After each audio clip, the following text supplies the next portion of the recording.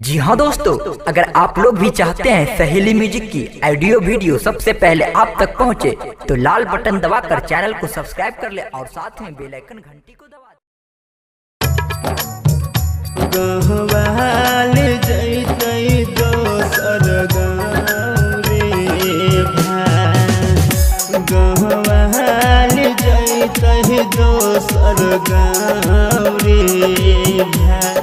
Shivani recording studio Nagochha 0 mile mix by एडी शर्मा।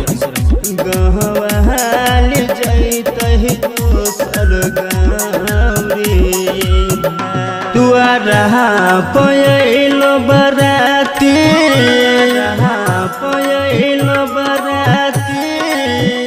तुआरा पयलो बराती हट गेल हमार रे छाती, हट गेल हमार रे छाती।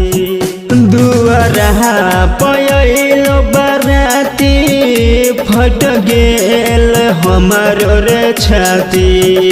गहवाल जैतै दोसर गाँव रे भाई, गहवाल जैतै दोसर गाँव रे भाई, गहवाल जैतै दोसर गाँव रे भाई, जैतै दोसर गाँव रे भाई। DJ Raju Shivani recording studio Nagochha 0 mile mix by एडी शर्मा। गहवाल जैतै दोसर गाँव रे, दिल तोड़ देलक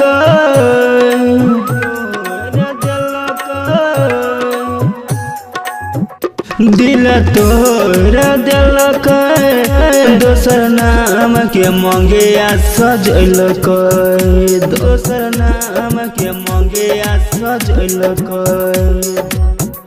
दिल तोड़ देलक, दोसर नाम के मंगिया सजैलक। हमर जिंदगी के गेल अन्हार रे भाई, गहवाल जैतै दोसर गाँव रे भाई, गहवाल जैतै दोसर गाँव रे भाई। अहाँ सुन रहल छी सिंगर अमिका शर्मा। डीजे राजू पकड़ी ध्यान। अभी आप सुन रहे सिंगर अमिका शर्मा को।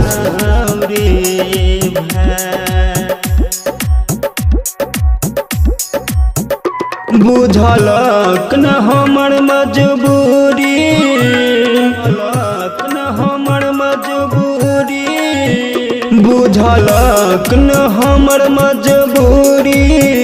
कर लेलक जानू रे दूरी, कर लेलक जानू रे दूरी। बुझलक न हमर मजबूरी, कर लेलक जानू रे दूरी। दिलवा में खंजर देलक चलाई रे भाई, गहवाल जैतै दोसर गाँव रे भाई, गहवाल जैतै दोसर गाँव रे भाई। अभी आप सुन रहे हैं शिवानी रिकॉर्डिंग स्टूडियो का शानदार प्रस्तुति। डीजे राजू पकड़ी ध्यान। दोसर गाँव रे भाई,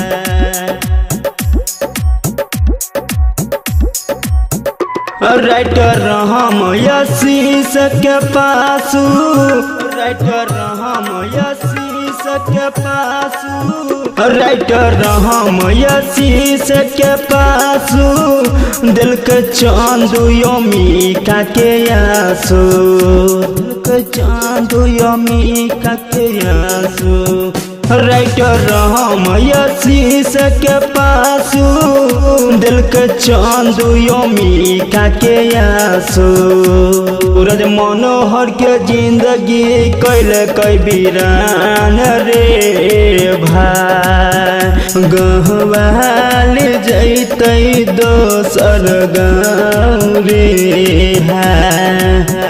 गहवाल जैते दोसर गाँव रे।